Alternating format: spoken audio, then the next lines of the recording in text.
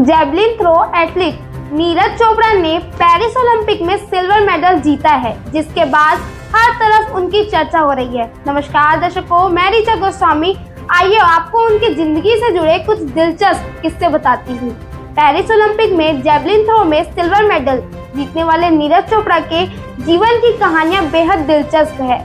आज जिस नीरज चोपड़ा को हम देख रहे हैं वह बचपन में वैसे नहीं थे।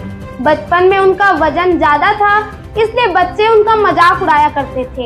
हालत यह भी था कि उनके मोटापे से उनके परिवार वाले भी परेशान थे।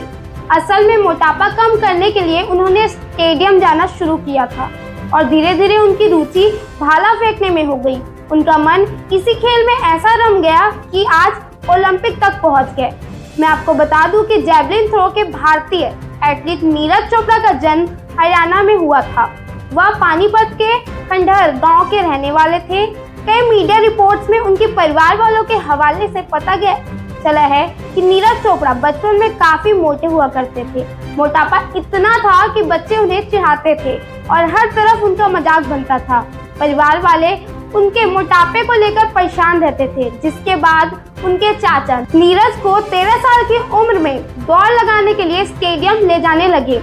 इसी बीच मोटापा कम करने के लिए नीरज चोपड़ा स्टेडियम तो जाने लगे, लेकिन उनका मन दौड़ में नहीं लगता था। इसी दौरान उन्होंने दूसरे खिलाड़ियों को भाला फेंकते हुए देखा और उन्होंने भी इसे आजमाना शुरू कर दिया।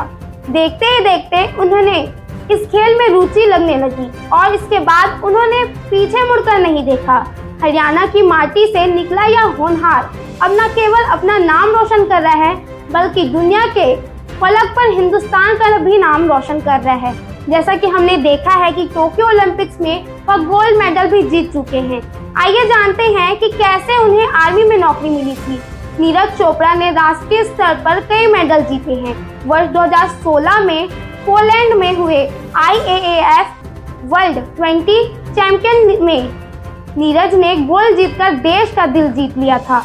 इस प्रतियोगिता में नीरज ने 86 दशमलव कुछ मीटर दूर भाला फेंका था, जिसके बाद सरकार ने उन्हें इनाम में भारतीय आर्मी की नौकरी दे दी। उन्होंने राजपुतान रेजिमेंट में बतौर जूनियर कमिश्नर ऑफिसर JCO के पद पर नियुक्त किया गया और इसके बाद टोक्यो ओलंपिक्स में गोल्ड मेडल जीतने के बाद उन्हें प्रमोट करके नायब सूबेदार का पद दे दिया गया। नौकरी मिलने के बाद खुशी का ठिकाना नहीं था। भारतीय सेना में सरकारी नौकरी मिलने के बाद नीरज चोपड़ा की खुशी का कोई ठिकाना ही नहीं था और एकदम ज्यादा खुश थे। अपने इंटरव्यू में इस खुशी का भी हमेशा इजहार करते थे। उन्होंने बताया कि उनके परिवार में आज तक किसी को सरकारी नौकरी नहीं मिली है और वह अपने संयुक्त परिवार के पहले ऐसे सदस्य हैं जो सरकारी नौकरी करने जा रहे हैं। उन्होंने इससे अपने और अपने परिवार के लिए बहुत खुशी की बात बताई। उस समय उन्होंने कहा था कि इससे वह अपनी ट्रेनिंग जारी रखने के साथ साथ अपने परिवार की आर्थिक मदद भी कर सकेंगे और अब उन्होंने ऐसा कर भी दिखाया। तो हमारी तरफ से उन्हें उनकी इस जीत के लिए ढेर सारी शुभकामनाएं और हम आशा करते हैं कि वो हमेशा ऐसे ही आगे बढ़ते रहे और इसी तरह वो हमारे देश की शान को बरकरार रखे। तो ये खबर आपको कैसे लगी हमें हमारे कमेंट सेक्शन में जरूर बताएं। वीडियो को ज़्यादा से ज़्यादा लाइक करें, शेयर करें। धन्यवाद।